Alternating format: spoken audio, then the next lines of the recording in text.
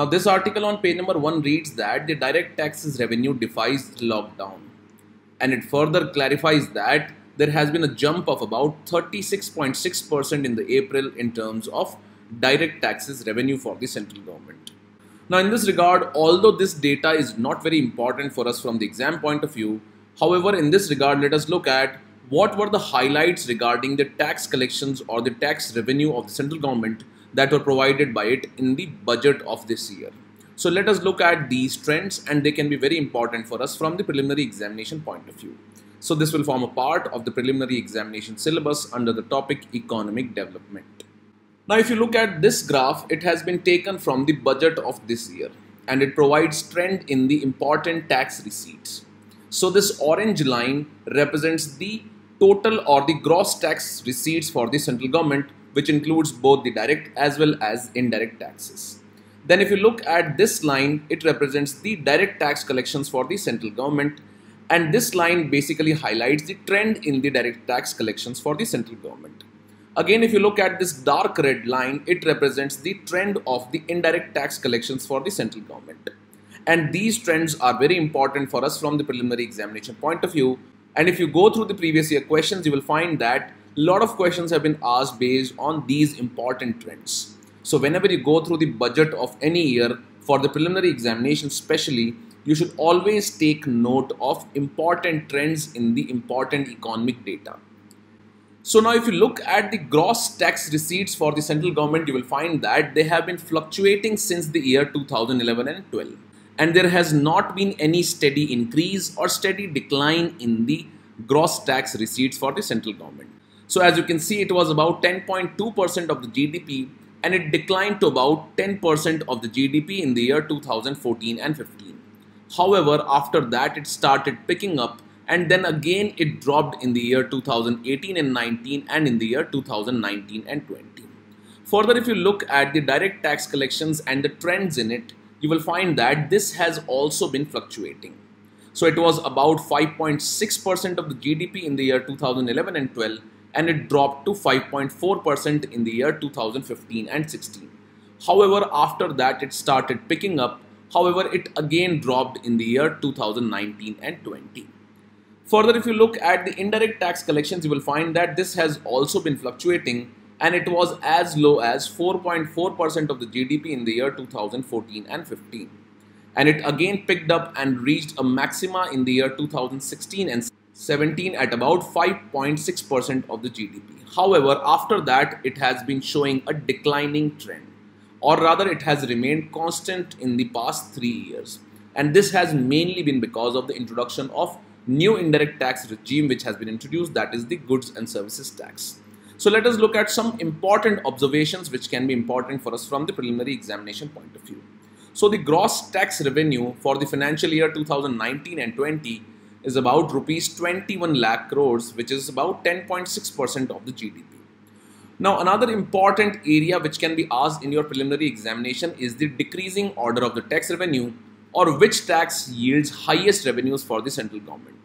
So if you look at this trend, you will find that the goods and services tax amounts to highest collection in the central government revenue, and it is followed by corporate tax, then it is followed by income tax, and then the union excise duty and customs duty, so on and so forth. Now in this trend, GST includes all the GST collections which are done by the central government, which means it includes the central GST, the IGST, and it also includes the GST compensation cess which is collected by the central government. Now you might be knowing that because of the introduction of the goods and services tax regime, the central government has committed some amount to the state governments which will be provided to them for transition from the previous indirect tax regimes to this new goods and services tax regime. So one of the important observations here is that GST, which is an indirect tax, yields the highest tax revenue for the central government. However, when you compare the direct taxes against the indirect taxes, you will find that the direct tax collection is greater than the indirect tax collection for the central government. So this means that the combined direct taxes are more in terms of revenue for the central government as compared to the indirect taxes. However, when considered individually, the GST is even higher than the corporate tax and is higher than the income tax. So this is particularly a very important trend for us from the preliminary examination point of view. Then if you look at this decreasing order in the collection of GST, you will find that the integrated GST has the highest revenue for the central government. Then it is followed by the state GST, and the state GST collection is greater than that of the central GST, and which is in turn greater than the GST compensation cess. So in the GST regime, we find that 4 kinds of taxes are collected. And in this, the IGST is highest, which is followed by the state GST, then CGST and the GST compensation cess. Now, what is the share of direct taxes? So as we have learned that the share of direct taxes is about 5.7% of the GDP, which is higher than the share of indirect taxes, which is 4.9%. Now, this higher share of direct taxes as compared to the indirect taxes can be termed as progressive taxation system. Now, when in a system, if the direct tax collection is greater as compared to the indirect tax collection, that can be termed as a progressive taxation system. And this is mainly because the indirect taxes affect the poor people in a country. However, the direct taxes are only imposed on those people who have higher income levels, and there are also different slabs for different income groups. So this kind of a system represents a progressive taxation system. Now, another important term that you need to know for a preliminary examination is the tax buoyancy, and it indicates or it denotes the increase in tax revenue for every 1% increase in the GDP growth rate. So if in a particular year, let's say, the gross tax receipts increase by 12%, and in that year, if the GDP growth rate is 10, then the tax buoyancy can be termed as the ratio of increase in the gross tax revenue as compared to that of the increase in GDP, and this will come out to be 1.2. So this represents the tax buoyancy in a system. So all these important trends and terms that we have learned here are important for us from the preliminary examination point of view, and with this, let's take up the next article now. Now, this article on page number 6 is related to the issue of food, nutrition and livelihood security in the times of coronavirus outbreak or the lockdown which has been imposed because of the coronavirus outbreak. So in this article, authors have highlighted important issues related to food and especially the nutritional security aspect. And also they have touched the issue of livelihood security of those people who are dependent upon the agriculture. And further, in the end, the authors have provided certain suggestions to improve this scenario. So this can be an important part for us from the General Studies paper 3 point of view under the topic economic development, in which it can be important under the parts like the public distribution system and also in the agricultural sector. So let us look at some of the issues that have been raised by the authors, and also let us look at some of the suggestions that have been provided by them. Now, regarding the threat to the food and the nutritional security, the author have highlighted 3 dimensions of the food security. The first is related to the availability of the food grains, second is related to the access to the food grains, and third is related to the absorption or the food utilization. So let us look at all these 3 dimensions. Now, regarding the threat to food availability, the authors have highlighted that under its economic package, the government has provided additional food grains to the citizens which are lying in the stocks of the Food Corporation of India.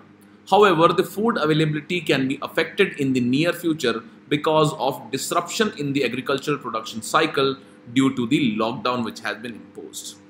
And some of the factors that are likely to disrupt the agricultural production cycle include the shortage of labor, the supply shortage of inputs that are important for agriculture, for example, the seeds, fertilizers, farm equipments, etc.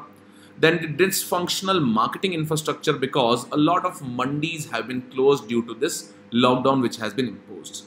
Again, there is inadequate storage capacity, and that might adversely impact the cold chains which are important for storage of perishable items. Again, due to the lockdown, there has been impact on the public procurement system, and also there has been fall in the prices due to falling demand. And again, at the same time, there is uncertainty regarding the sowing of Kharif crop. So all these factors combinedly can lead to the disruption of the agricultural production cycle. And once this cycle is disrupted, it can lead to lack of availability of food grains. Further, the authors highlight that there can be threat to food access. And in this, one of the important point that has been highlighted by the authors is that there is disruption in the midday meal scheme and other schemes which provide easy accessibility of the food grains to the most vulnerable sections. And in this regard, the authors highlight the closure of the schools and the Anganwadi centers. And they were helping in access to food for millions of children. And due to the lockdown of these schools and Anganwadi centers, the access to food for millions of children is going to be affected. And this will have an adverse long-term impact on the overall development of the children. And this can also lead to nutritional issues, which has been highlighted under the hidden hunger.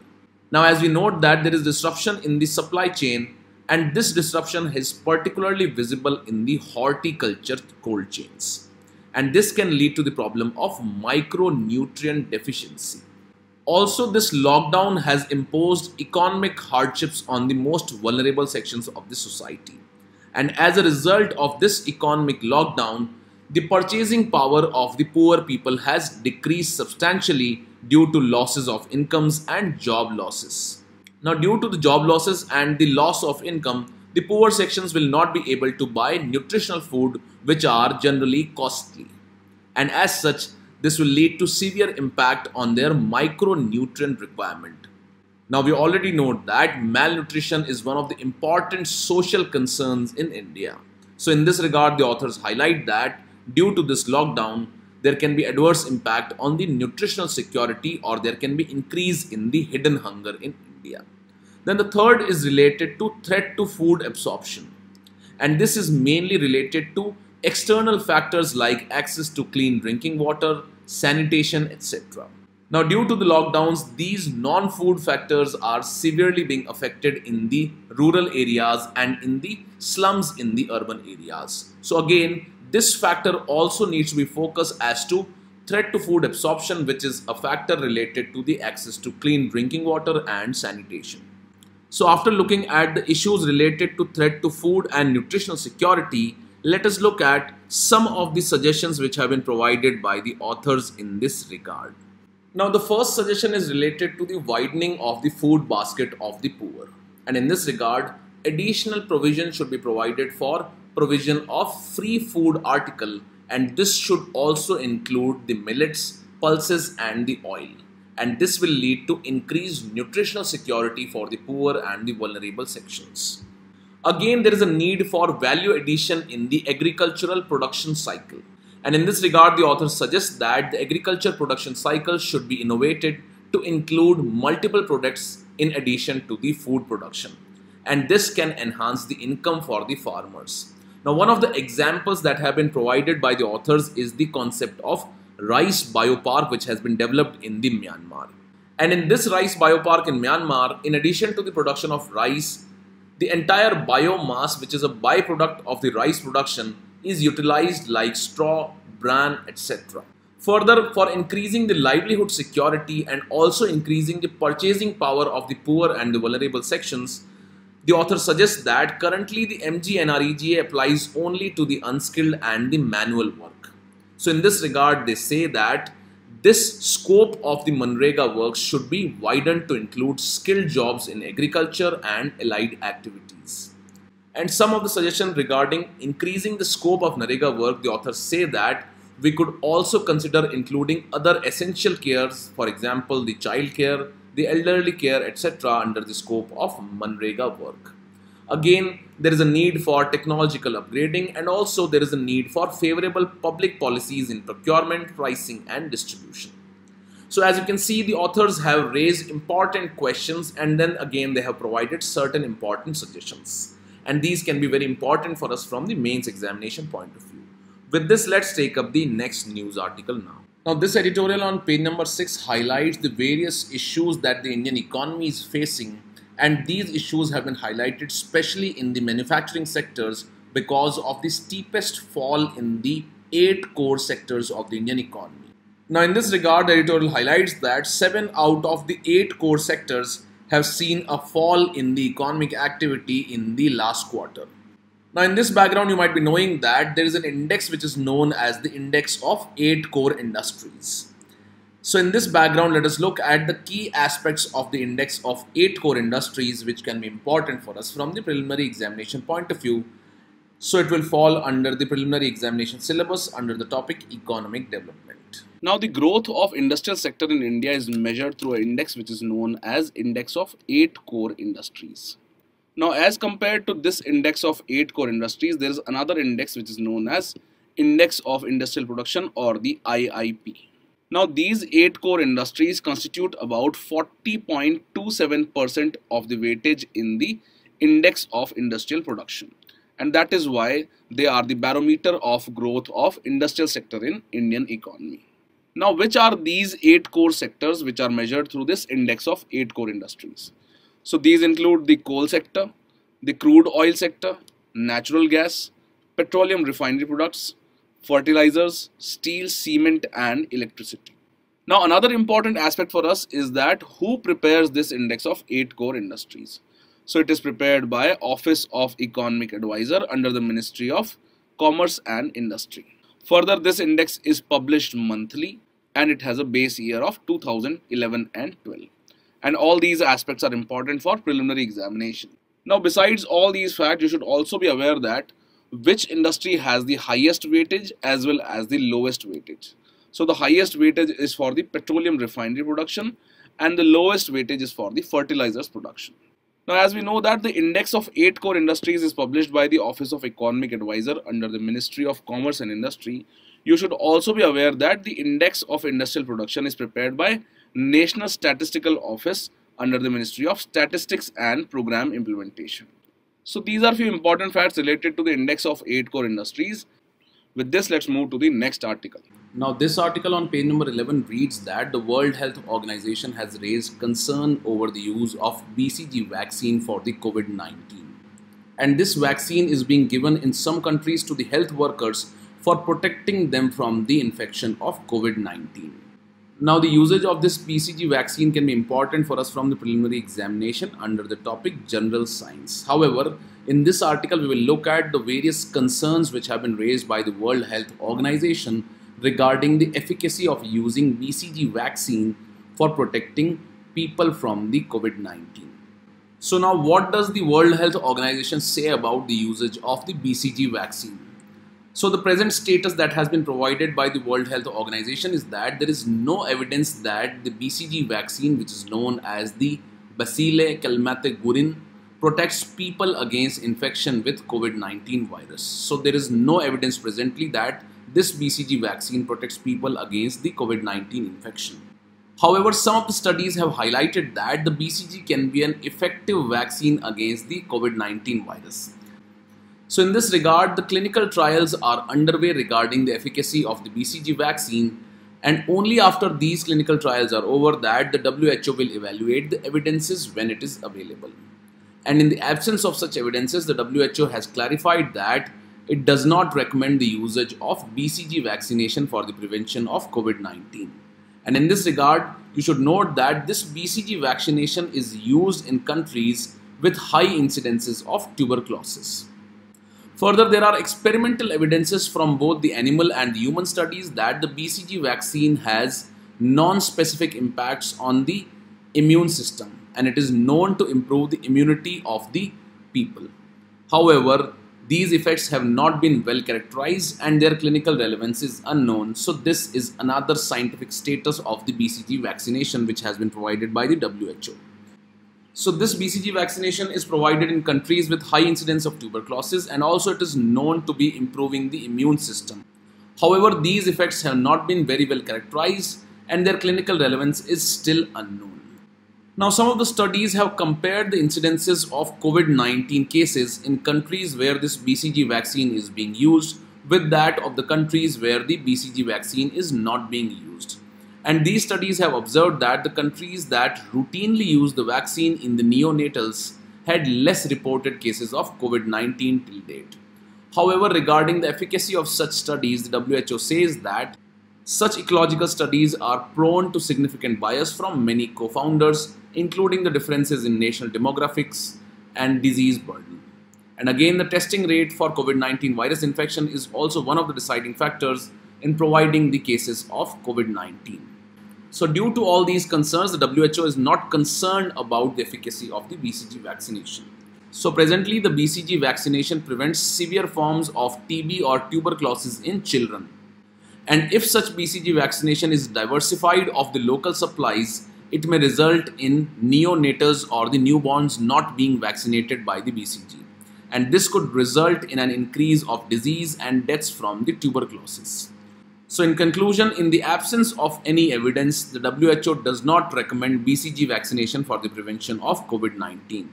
And in this regard, the WHO continues to recommend neonatal BCG vaccination in countries or settings which have high incidences of tuberculosis. So this is the final status of the usage of BCG for prevention of COVID-19. And the important fact for prelims that comes out is that the BCG vaccination is used for tuberculosis, or it is used for vaccinating children who suffer from tuberculosis. Now let us summarize today's lecture. So the topics which are important for us from the preliminary examination point of view are the trends in the tax receipts, the index of 8 core industries, and the BCG vaccine usage, or where is this BCG vaccination used. So if you look at the trends in the tax receipts, you should be aware of the important trends in the gross tax receipts, in the trends of the direct taxation, and also the trends of the indirect tax collection for the past 5 to 10 years. And in this background, you will find that UPSC has asked questions related to these important trends in the economic indicators. Again, in this discussion, you should also keep an eye on the tax which provides highest revenue to the central government. And in this, as we have learned, that the GST tax collection is the highest source of revenue for the government. However, collectively, the direct taxes are more as compared to the indirect taxes, or collective revenue collection under the direct taxes is more as compared to the indirect taxation. Again, in the discussion of index of 8 core industries, you should be aware of all the 8 sectors which are included in this index. Again, the organization which releases this index is also important, and the base year of calculation. And regarding the BCG vaccination, you should note that it is used for vaccination of tuberculosis. Again, the topic related to the impact of COVID-19 outbreak on the food security and the livelihood is important for us from the mains examination point of view. So always look for all these important points that have been highlighted by the author, and also keep an eye on some of the suggestions which have been provided, and they can be used in writing answers in the mains examination.